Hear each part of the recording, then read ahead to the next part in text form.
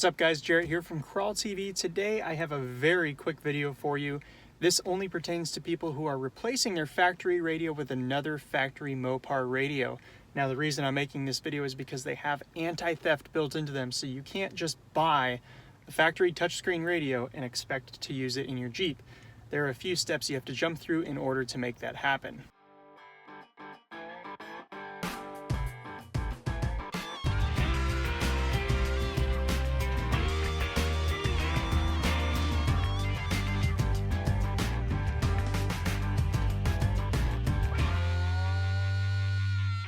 Now the main step that I'm talking about is the fact that you have to enter a security code in order to get into your radio.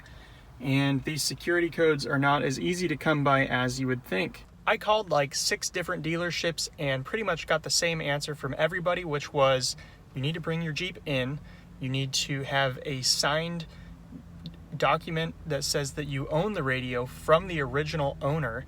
You have to have their VIN number, you have to have your VIN number, you have to have the model number, and you have to have the serial number off of the stereo.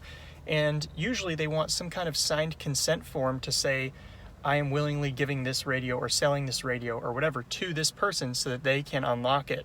They do not give these security codes out, and they will not give them to you over the phone. I'll show you my phone records. I tried calling like every dealership in Tampa just to make sure that I wasn't going crazy. No, they really won't give them out, and it's not just one person, being over controlling in their job. I think it's part of their job to not give these out, so it was a little bit difficult. Now, this radio isn't stolen. It was given to us by our good buddy Scott, and he's got that white JKU that you may have seen in our video where we drowned the Jeep. It is a badass Jeep. He's got a roll cage in it, he's got 40s, he's got PSC hydro assist, he's got bead locks, long arms, and most importantly, he has a Bruiser Conversions LS3 conversion kit in that Jeep, so it hauls balls. But he replaced his factory touchscreen radio with something else, and since we work together on a lot of different things, he actually gave this one to us for free. So we have this touchscreen radio installed in the Jeep like you saw, but without that security code, I can't listen to the radio. So what we ended up doing is I got in contact with Scott. Scott decided that he was going to try and get the code from the dealership rather than me fighting this uphill battle over the phone. I work out of town, I'm never here, so it's impossible for me to make time to go to a dealership with all these documents that they want just to get a 4-digit code to unlock my radio.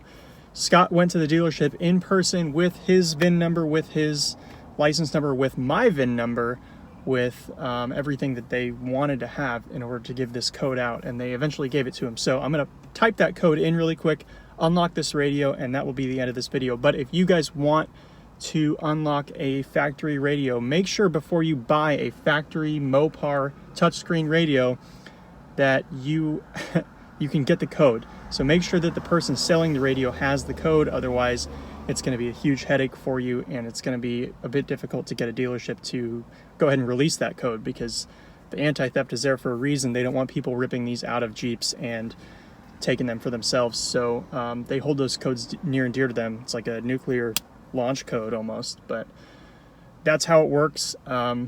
If you buy a radio, make sure they have the 4-digit release code. Otherwise, you will be searching around forever to find it. Boom, just like that.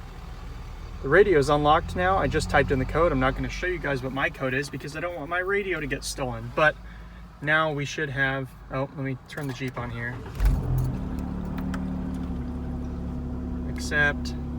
We should have all the functionality of this radio.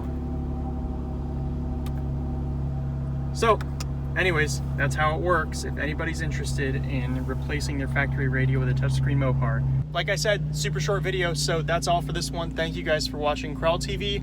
Be sure to subscribe to us on all of our other social media channels. Subscribe to this channel, most importantly. Leave a comment down below if you've ever encountered this. Give this video a thumbs up.